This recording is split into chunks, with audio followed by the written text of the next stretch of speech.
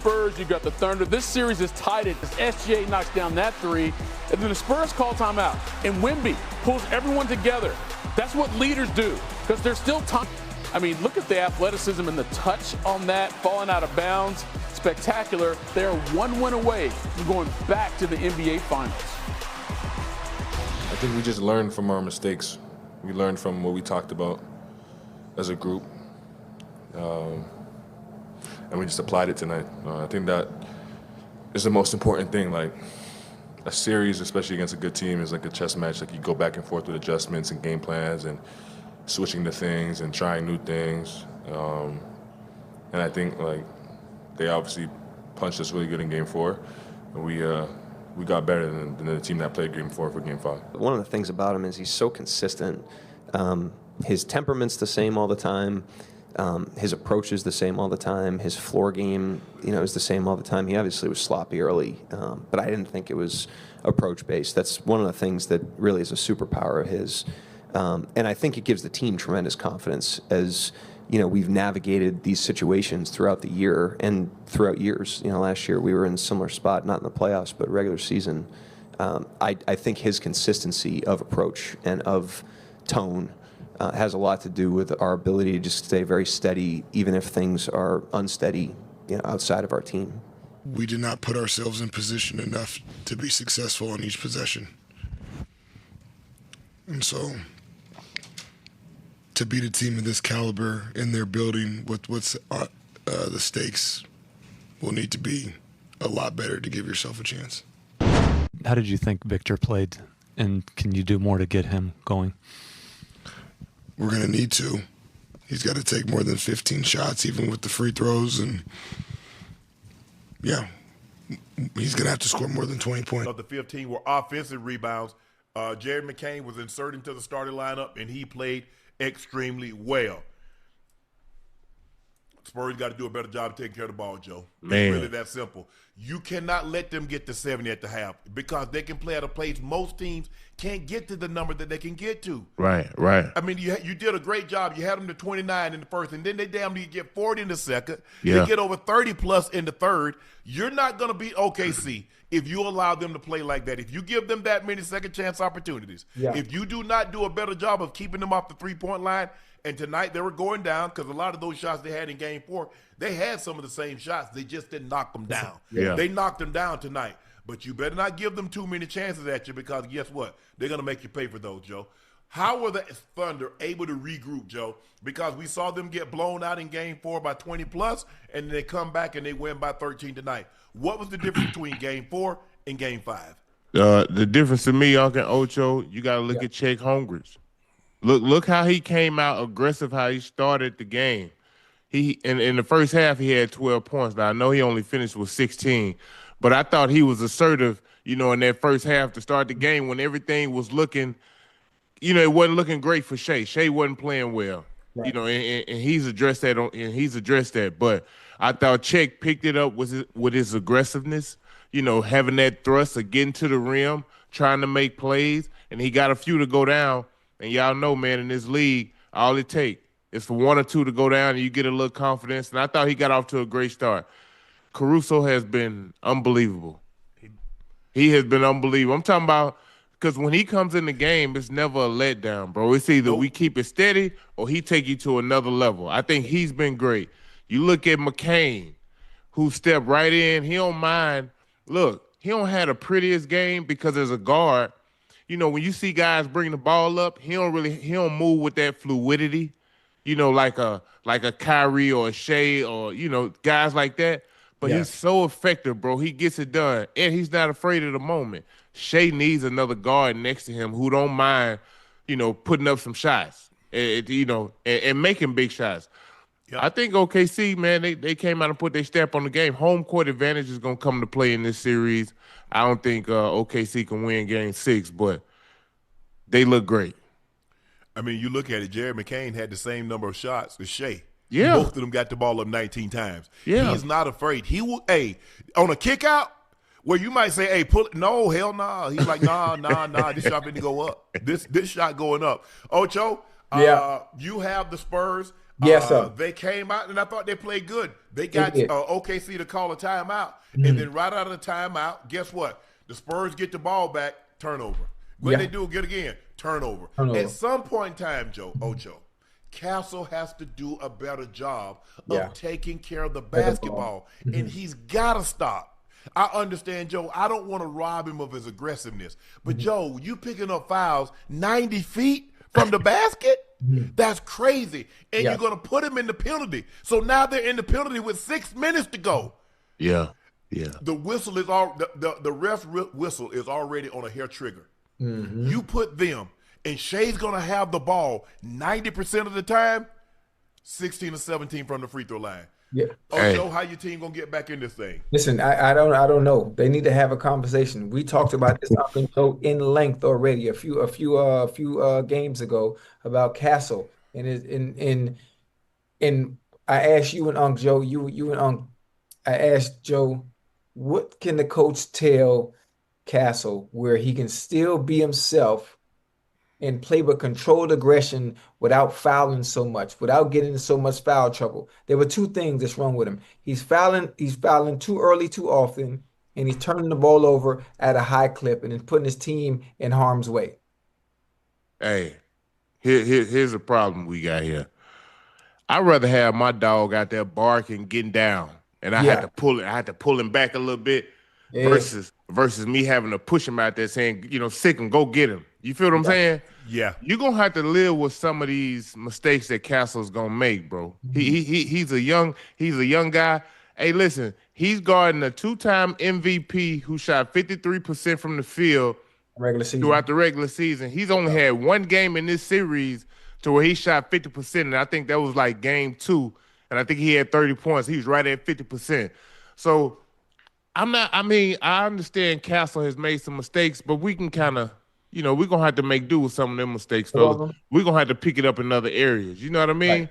I just think for the Spurs to win in OKC again, obviously I think it'll have to be a game 7, but I think it's going to be tough, bro. Their role players play too great at home. Yes. I agree. And I think go ahead, Ocho. Go ahead. I was going to say, outside of that, we didn't get much from Vassell tonight. We didn't get much from Fox tonight. Wemby wasn't Wemby. Obviously, most of the time averaging 30. He only had 20. Champagne, he had 20. He was 8 for 15, 4 for 8 from 3. Hartenstein did one hell of a job. On Wemby and not really allowing that many second chance points for the Spurs. They just played well, and that goddamn Caruso again. And we talk about him every series, to this point. And he's playing extremely well, extremely well. And he's been a huge difference maker for them. Man, the thing is, Joe, I get what you're saying about not wanting to try to harness him too much. But I think the thing is, he breaks their momentum. Yeah, Joe, we got a 7-8 point lead, and then he gives up a couple of turnovers and commit fouls. It's a tie ball game. And that's what we saw tonight. And then a couple of times I'm like, bro, where are you passing the ball to? Yeah. He get a little out of control now. Yes. Yeah. And I'm looking at Dylan Harper, bro. You got one of the best on ball defenders in front of you, and you try to get cute. And guess what? He going the other way with it. Bro, you don't got handles like Kyrie. You don't have those kind of handles. Maybe eventually you will, but understand who you're going up against. There are certain situations, Joe, you just got to go. Yeah. All that fancy dribbling, it looks good. I mean, you had to, look at him dancing. Oh, hell, he going, he's snatching back. Oh, he go again, here he come. And he, You put that ball in front of him. Yeah. Thank you. The funny thing about it, Joe, too, when you have defenders like that are very good, especially laterally, they can move them puppies left and right. Yeah. It's the same thing with a DB. If you know you have a DB that's very good in man-to-man, you always want to put the pressure on them first. Yeah. Because you sitting there dancing and trying to be cute, all that does is plays into their hands. Yeah. Makes it. You got to know who guarding you. All that playing, you got to get it. All that ha. Is on you give him one high. You get one high, and it's time to go. You can't keep playing around, bro. Hey Joe. How many? You give him one high. Go on, get by him. Yeah. You playing. Because the next one's going to be he. Yeah. 'Cause look, you playing around with the wrong one. You got to know who you can do that with and who you can't. You know what I mean? Right. Because them turnovers that they were having him, Harper and Castle, they were leading the buckets, bro. Yes. They were leading, and they were demoralizing. I understand what y'all saying. They got to get better in that aspect. And I get, Chad, what you said. Well, Castle only had 3 turnovers. You don't understand. What if somebody only has 1 drop, but it's on 4th down in the 4th quarter, and you turn the ball over? Yeah. So he only had 1 drop. That's an important drop. Yes. See, you understand. See, you just look at the number. See, I look at the situation in the ball game where we are. Yeah. And we got momentum. Now he gets 2 of those turnovers and create fouls. We got a 7-8 point lead. Guess what? Ball game's tied. Yeah. Tonight, Hartenstein outplayed Wemby. Wemby is setting up too far outside. He ain't get nothing easy, Joe. He's got to get down on the block some. I'm not saying he has to spend the lion's share of his time down there, but he's got to get closer to the basket. Everything, he's catching the ball damn near the 3-point line. Yeah, because he don't want that resistance. He get inside the 3. We got this elbow in his back. Yeah. We got these arms we push. That's resistance that he has to go against every time he know coming into that paint.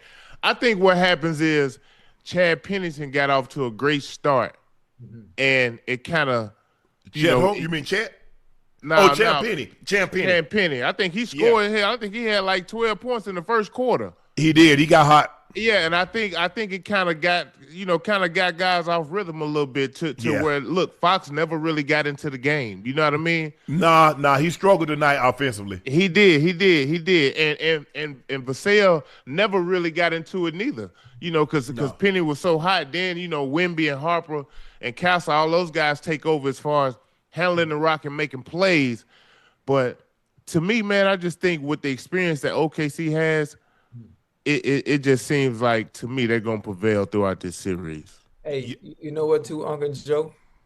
Wemby being a 3-level scorer and the fact that he's allowing Hartenstein to make him one-dimensional because he doesn't want to deal with the pushing and the shoving and fighting his way down in the block, being able to play with his back to the basket, he can't allow them to do that. He got to find a way. I'm not sure who. Listen, I'm not a head coach. I'm just saying when you can score in a multitude of ways, you can't allow a player to dictate what you want to do. And you got Hartenstein and Chet Holmgren. They outplayed him. Them two got to outplay Wemby. And they did. 28-16, what they had. Yeah, they did tonight. Even if you just take Hartenstein outplayed him head up. Yeah. And the thing is that what we talked about, Joe, those 2 guys need to be equal to, if not better. Yeah. Because now we've neutralized him with our 2 guys, and now we got Shea. Because we know Shea's gonna win his matchup. Yeah. Mm-hmm. So now if we get those 2 guys to neutralize Wemby, we good. Joe, I thought the Fishers had a bad stretch. That was a goaltending on Cornet. Yeah. How did they miss that? Well, the ball went up. The ball went up Chet's foot. How do you miss that? And the ref trying to get a challenge, and y'all like, what? No, come on, Joe, you can't miss that. Now in the international rules, you can goaltend. Right. Off the rim. Right. But you can't do that in the NBA. I mean, the man got. Look, I understand. Both of them got size 30 shoes. One got a boat, the other got a yacht. But the ball went out with Chet foot. It did, it did. Yeah. Hey, man. I don't know what the refs be looking at. I don't know either. And Shea, 17 free throws, man. I can help you. You know what I think? I'm thinking, you know what? They might need to cap it. You can only shoot 10 free throws in a game. What? That's your max. They said, come on, man.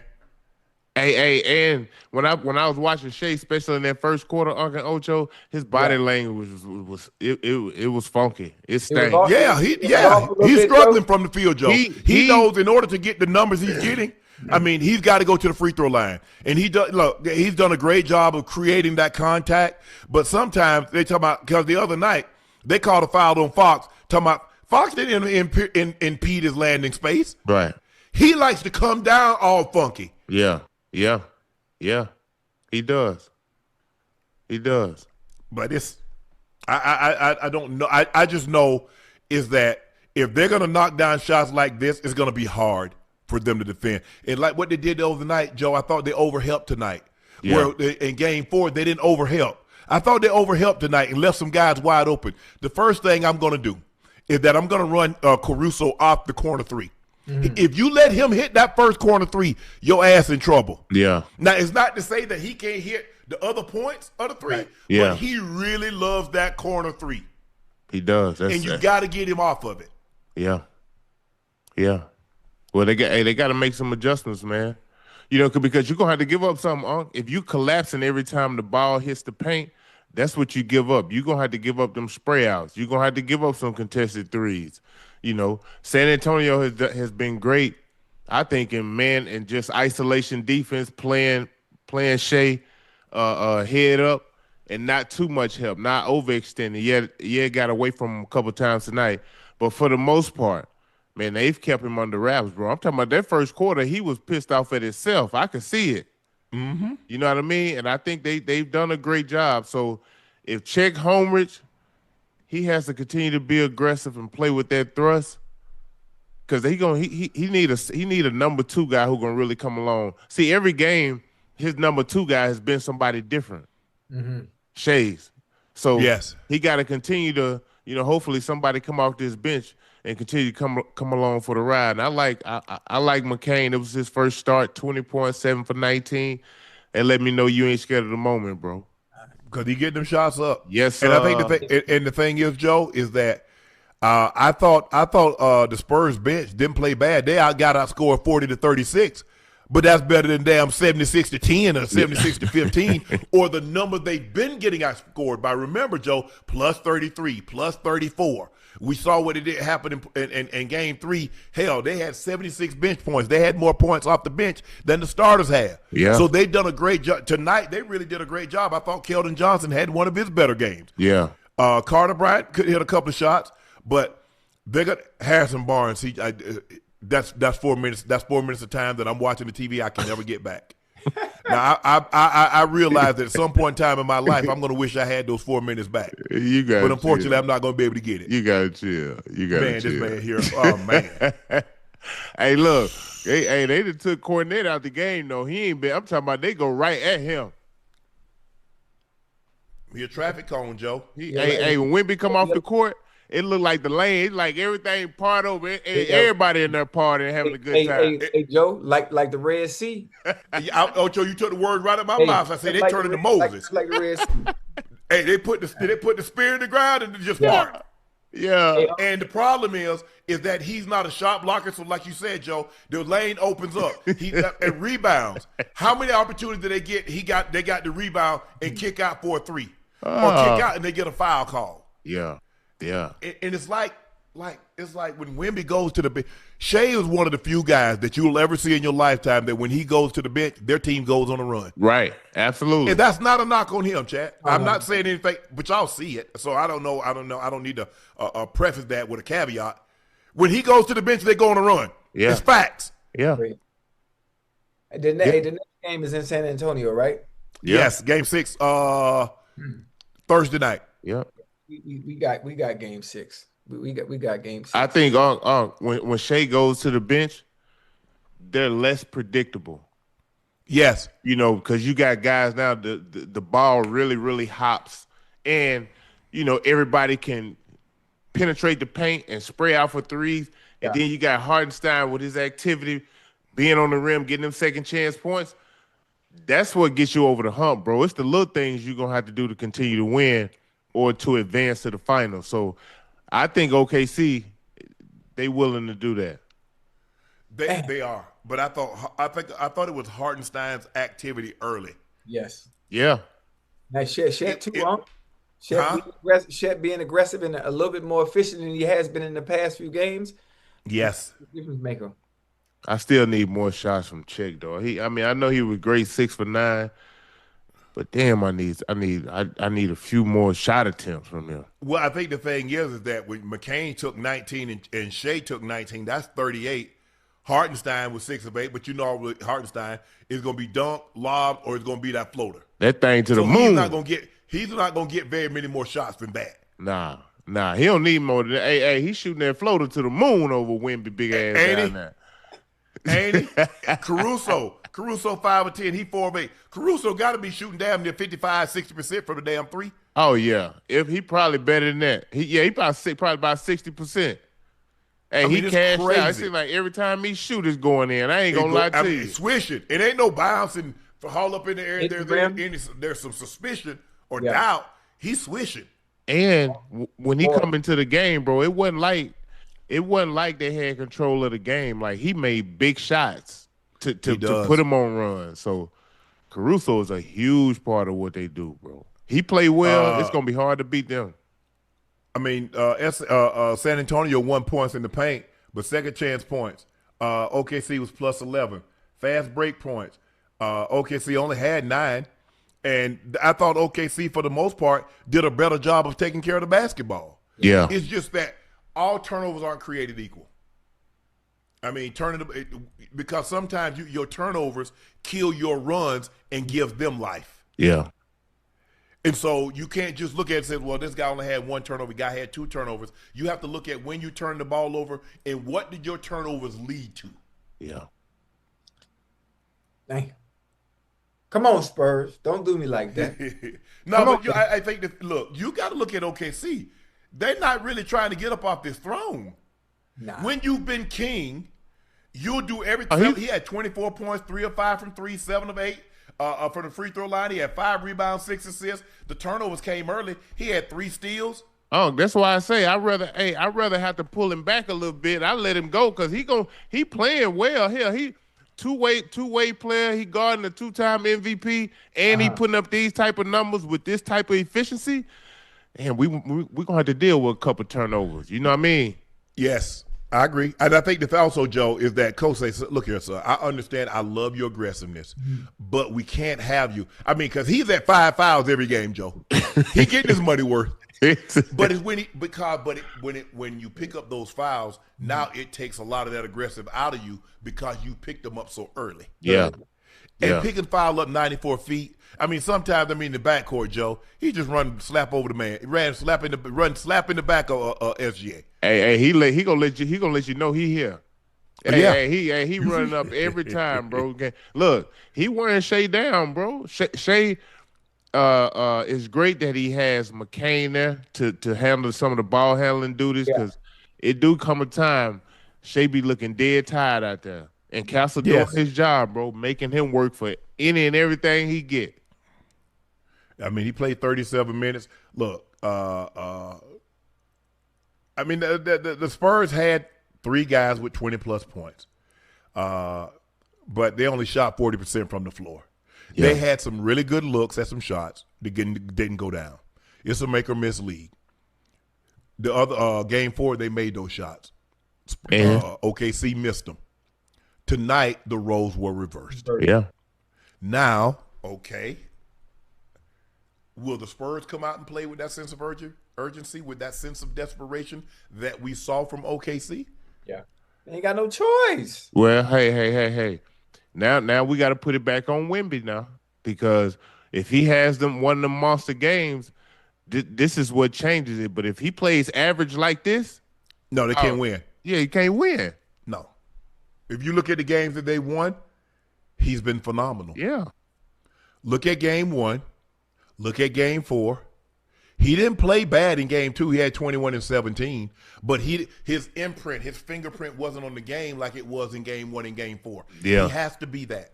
Yeah. There are very few times that your team can win a game without your superstar going off. Now, we've seen OKC win some games with Shed's been, but they're not there yet. They're still really, really young. Yeah.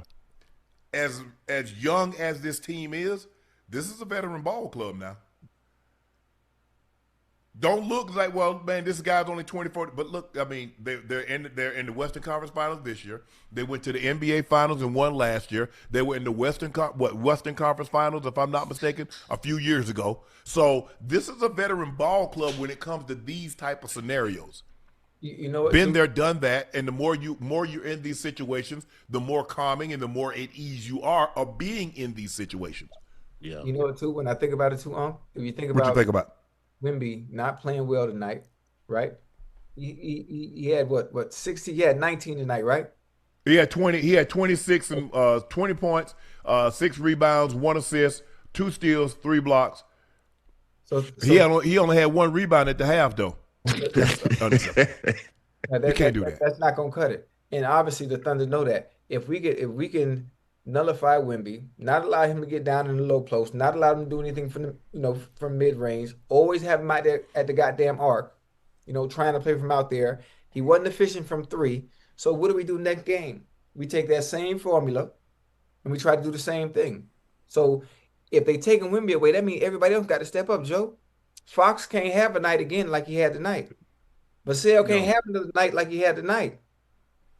They just can't. So what if they say, you know what? We not letting Wemby get nothing. Everybody else is going to have to beat us. I don't know how. It up. Outside of Champagne and goddamn Castle, everybody else got to step up because they might go into the next game and say, you know what? Wemby ain't getting nothing at all. That's the problem you have if he's not having one of those extraordinary type of games, Ocho. Yep. Yeah. Then he don't draw all that attention. See, if he gets going offensively and he's affecting the game to where, okay, boom, now we got to double him and he's spraying out, he getting assists, and he's scoring and getting second chance points. Yep. That's when they're a much better team because he opens up the floor for the guys around him. I think the thing that they're doing that they didn't do the first 2 games is that they're finding him and they're putting a body on him. Yeah. Whether it's Hartenstein, whether it's Chet, whether it's Lou Dort, whether it's Shea. Because Shea got a couple of fouls. Yeah. Because he's trying to put a body on him. He's like, I got to hold it. Yeah. So if you notice, no matter where the ball goes up, somebody find him, just like when you're in high school. Yeah. Find somebody and put a body on him. Yeah. It's kind of easy when you got a guy and the shot goes up. But zone is kind of hard because you just like, okay, I'll block out an area, and you let guys slip through the crack. But I thought OKC has done a great job since game 2 because remember, Joe, he was averaging 20 rebounds a game through the first 2 games. Yeah. Now that's gone all the way down. I don't think he's had maybe one. I don't even know if he's had another double-digit rebounding game. Yeah. Because they've made a concerted effort to make sure when that ball goes up, be it offensively or defensively, we've got to locate him and put a body on him. Yep. Don't give his ass no free runs in here to the rim. None of that. Chug him every chance you get. Put a body on him. And look, hopefully throughout this series, it wears him down. Since game 1 and 2, Ocho, since game 1 and 2, he ain't really had that type of effect on the game like that. From a defensive standpoint, 20 rebounds. If he gets you 20 rebounds and 20 points, bro, it's hard to beat him if he playing like that. Oh yeah. Yes, sir. And the thing was, he was efficient with it. Yeah. Now, if he's gonna have to take 25 shots to get 30 points, and he's only gonna make 11 of them, now he going 14 or 25. And getting you 18, 19, 23, 24 rebounds, you're going to have hell on your hand because now you got to come. They haven't had to double him. Yeah. They didn't double him tonight. So he wasn't able to locate open guys. He had a couple of careless turnovers, but hey. And I think that physicality is messing with him though. Think about it. He 0 for 5 tonight from 3. Did he make a 3? He made the last game. Did he make a 3 last? Yeah, remember he hit the one from half court. Yeah. 0 for 5. And he opened up the game with a 3. Yeah. 0 for 5 tonight, though. Seems as though, he don't really have a lot of legs, which is why his rebounding is down so much. Mm-hmm. And I think the physicality is weighing in on him, throughout this series. Yeah. And if you OKC, this is what you want. We want to try to wear him down. That's all we can do, Ocho. We can't do nothing else. The boy too big, man. Right? Yeah. If Hartenstein and Chet plays like this again, and Wemby plays like he played tonight, there will not be a game 7. Hello. It's really that simple. Dang. It's really that simple. Don't say it like that. Don't say it like No, he because Ocho, he has to cancel those two guys out. Yeah. I'm not counting on Cornette to give us anything. I didn't count on him to give us anything coming into the series. Right. And the problem that you're running into, Joe, like you're right, he is getting tired because you know why? He can't get a breather. Nope. Because if they're down 4, by the time Cornette comes in there, they're down 12-14. And Coach Johnson doesn't want the game to get out of hand. So he's not able to get his normal allotment of rest because the game starts to creep away from him. Yeah. That's the issue.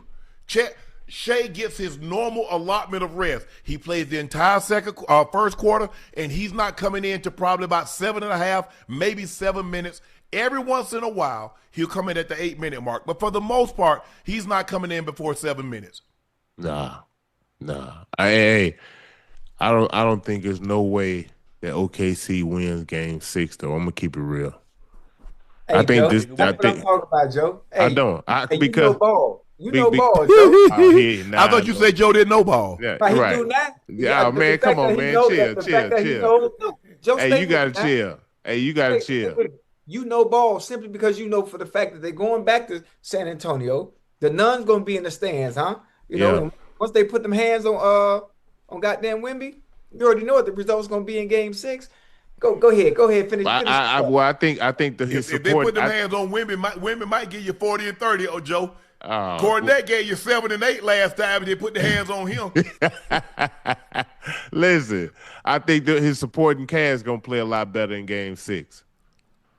Yeah, he better. I'm gonna have to show up to San Antonio and put these CDs on it. CDs.